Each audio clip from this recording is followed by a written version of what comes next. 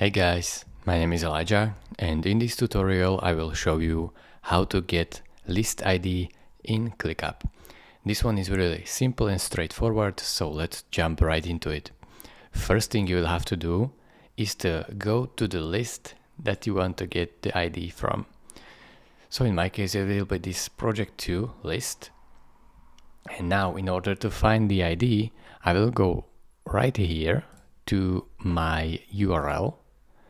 And right now, as you can see, after the last slash to the question mark, all of it from slash to question mark, all of it is your list ID. So as you can see, I have selected it right here.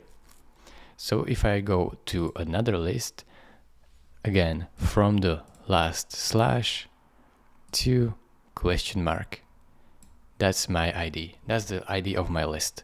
So this is where you find it. You can copy it by pressing Command C or Control C if you are on Windows, and then paste it somewhere else.